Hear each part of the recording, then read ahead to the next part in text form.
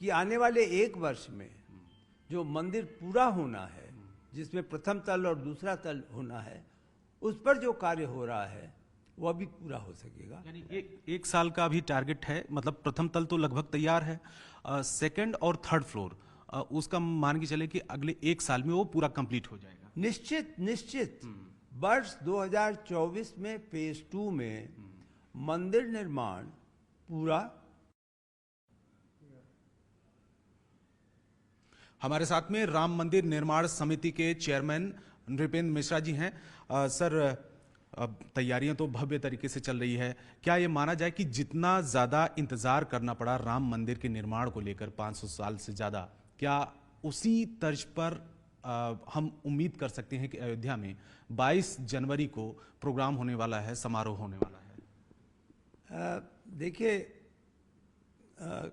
कोई इस प्रकार का जो आपने कंपैरिजन या सिमिलैरिटी कही है वह बताना तो कठिन होगा, लेकिन यह मैं कह सकता हूं कि 22 जनवरी के कार्यक्रम, जिसमें कि रामलला की प्राण प्रतिष्ठा मंदिर के गर्भगृह में होगी, उसका उत्साह अयोध्या में, देश में और विदेश में अप्रत्याशित है। और एक प्रकार से हर नागरिक, हर श्रद्धालु, हर धर्म के में विश्वास रखने वाले महानुभाव, उन सब को ऐसा लग रहा है या ऐसा अनुभव हो रहा है कि भगवान की वापसी हो रही है।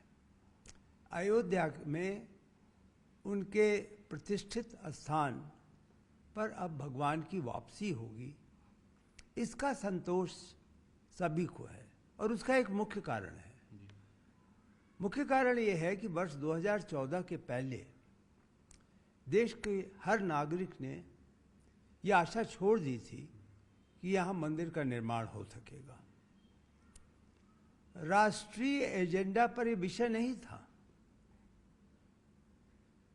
राजनीतिक दृष्टि से विषय हो सकता था, लेकिन जनमानस के हृदय पर, पटल पर विश्वास की किरण नहीं थी। 2014 से हल्की हल्की वो किरण झांकने लगी, और जब वर्ष 2019 में निर्णय आया तो इसकी पुष्टि हो गई कि निश्चित रूप से अब भगवान को उनके निश्चित स्थान में जो मिलना चाहिए सम्मान, जो कि जनमानस जिस प्रकार के सपना देखते हैं अयोध्या के राजा की, मर्यादा पुरुषोत्तम की, भगवान की, उस प्रकार का स्थान उन्हें मिल सकेगा। तो आप यूँ समझ लें कि जन जन के आज मानसिकता, उसको देखने से पता लगता है कि कहीं न कहीं उसको एक बहुत बड़ा संतोष मिला है कि भगवान राम वापस आ गए। सर, 2014 और 19 का भी जिक्र किया क्योंकि 2014 में चुनाव हुआ, प्रधानमंत्री अभी मौजूदा वो आए, उनकी सत्ता आई 2019 में, फिर काफ़ी कुछ क्लियर हुआ, साफ हुआ। प्रधानमंत्री की परिकल्पना क्या रही है राम मंदिर के निर्माण को लेकर, और खास करके अयोध्या की जो सूरत बदलने को लेकर क्या परिकल्पना रही है? आप क्योंकि लगातार मुलाकात भी करते रहे हैं, तो क्या वो जिक्र करते रहे हैं इस चीज़ को लेकर? देखिए, प्रधानमंत्री जी तो उससे बहुत पहले से जुड़े थे। हाँ। और जैसा मैंने कहा कि मंदिर का निर्माण और मंदिर की मांग, मंदिर के प्रतिकल्पना, मंदिर का सपना, ये अलग अलग 2 प्लेटफॉर्म पर था। एक प्लेटफॉर्म तो राजनीतिक था, जो आप जानते हैं कि किस प्रकार एक वचनबद्धता थी कि मंदिर का निर्माण होगा। दूसरा प्लेटफॉर्म धर्म से, श्रद्धा से, आस्था से जुड़ा हुआ प्लेटफॉर्म था, जिसका राजनीतिक कोई संबंध नहीं था। लेकिन दर्द कहीं अवश्य था कि भगवान राम एक फटे हुए टेंट में वर्तमान में स्थापित है, जहां उनकी पूजा अर्चना हो रही है। तो उस जो हर एक के हृदय में एक टीस थी, वह हटी, और निश्चित रूप से यह कहा जा सकता है कि वर्तमान प्रधानमंत्री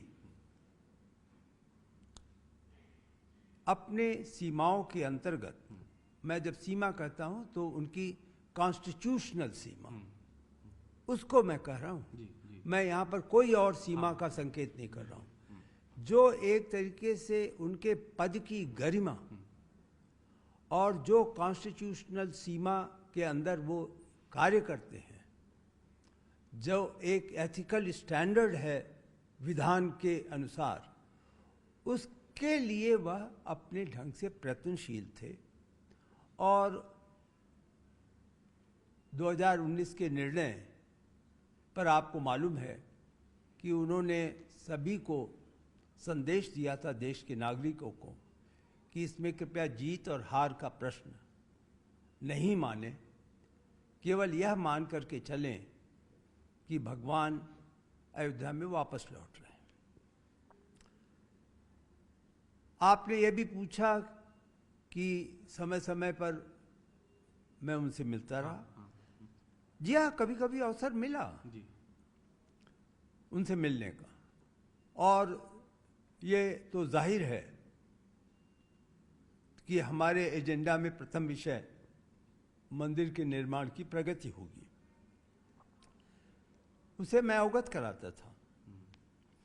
और उन्होंने जो भी सुझाव दिए, उन सुझावों को वास्तविक रूप से इम्प्लीमेंट करने में जो मेरी भूमिका कंस्ट्रक्शन कमेटी के चेयरमैन की हैसियत से है, उसे मैंने पूरा करने का प्रयास किया।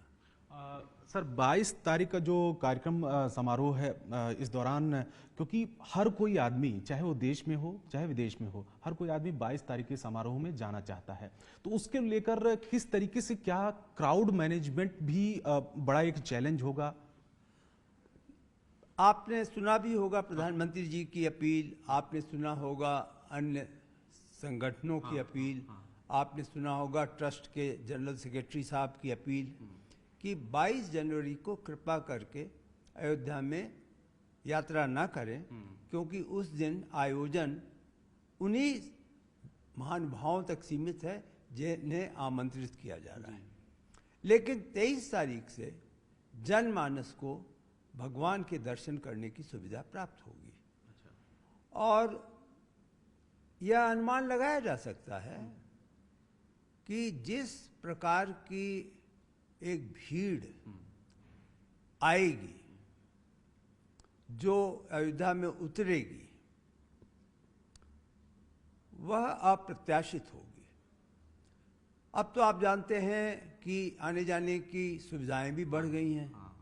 हवाई अड्डा बन गया है, नया स्टेशन बन गया है, नई गाड़ियां चल रही हैं, सड़कें चौड़ी हो गई हैं। तो हर दृष्टि से श्रद्धालु को उसकी इच्छा के अनुसार, सुविधा के अनुसार अयोध्या आने के लिए व्यवस्था की जा रही है।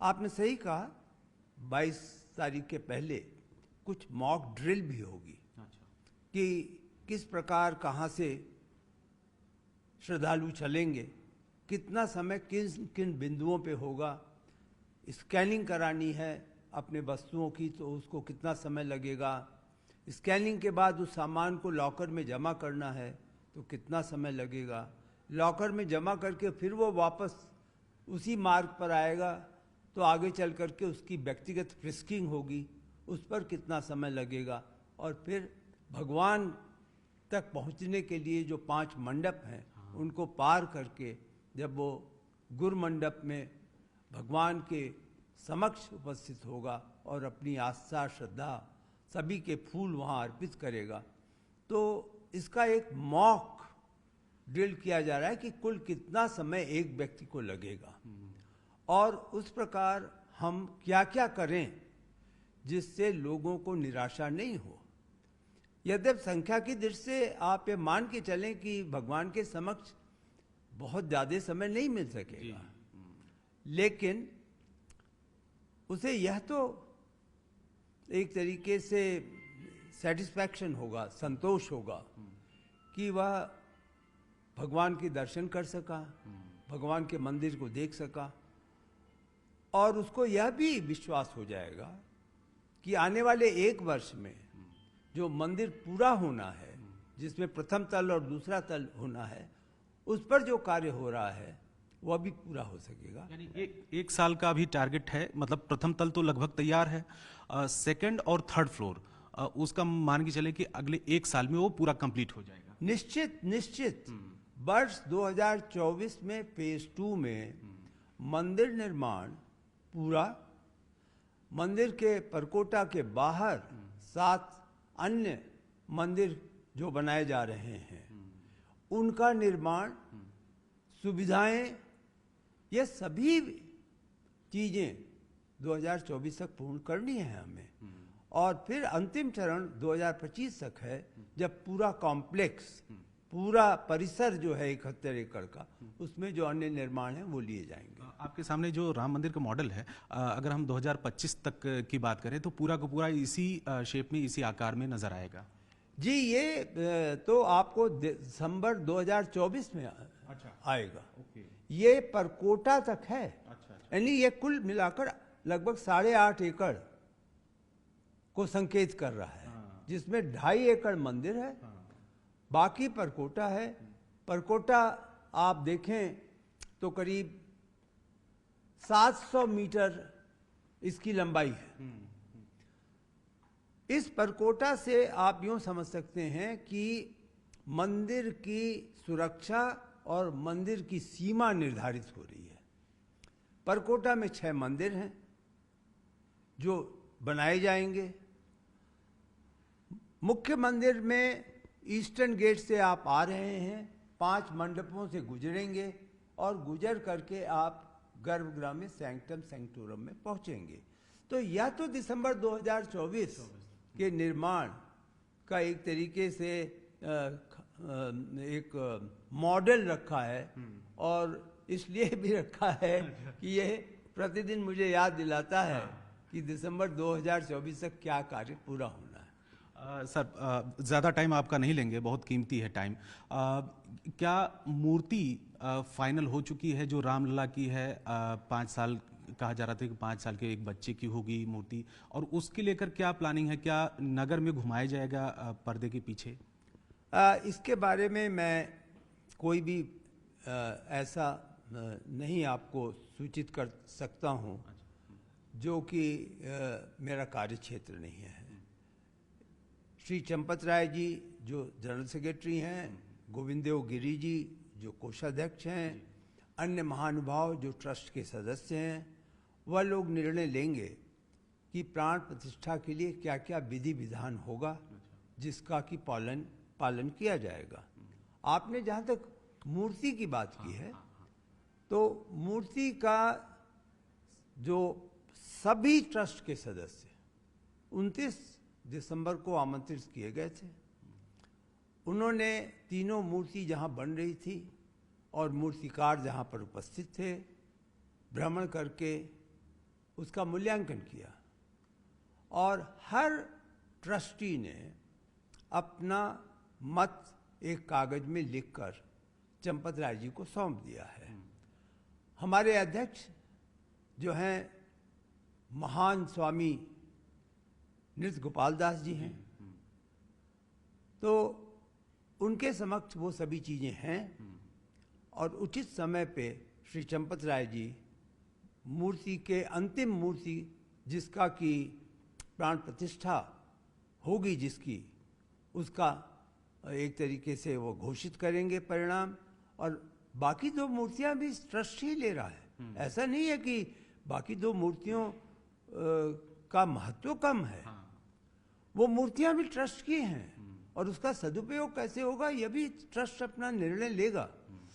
तीनों स्कल्प्टर्स को उनका जो मानदेय है वो मिलेगा, तो पूरे सम्मान के साथ तीनों मूर्तियां ट्रस्ट स्वीकार करेगी और आपको भविष्य में मिल जाएगा, क्योंकि अब तो आज की तारीख से और 22 तारीख में मिला करके करीब 16-17 दिन ही हैं, तो आपको आने वाले 8-10 दिन में इसकी जानकारी हो जाएगी।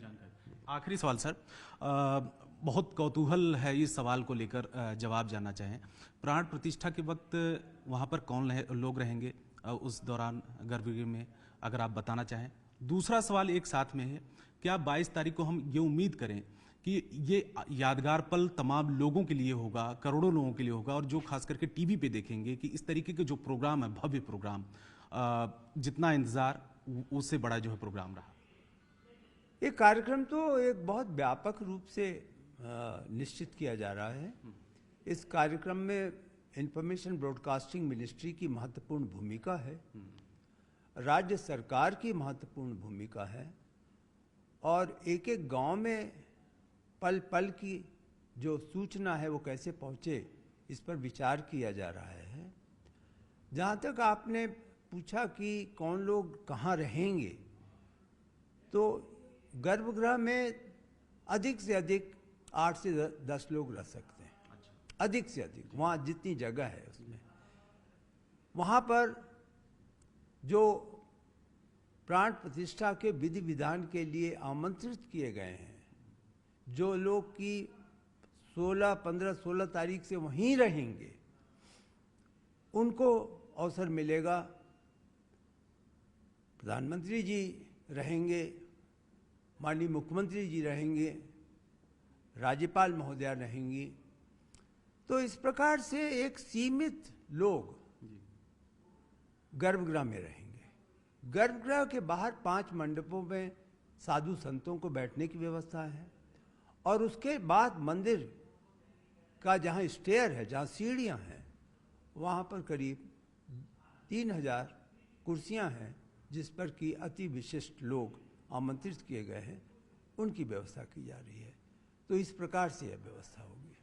धन्यवाद हमसे बात करने के लिए और तमाम जानकारी साझा करने के लिए। और 22 तारीख का जो कार्यक्रम है अयोध्या में, उसका इंतजार जो लंबे समय से हो रहा है, वो 22 तारीख को देखने को मिलने जा रहा है। कैमरामैन राकेश नेगी के साथ रवि सिंह, दिल्ली, न्यूज़ 18 इंडिया।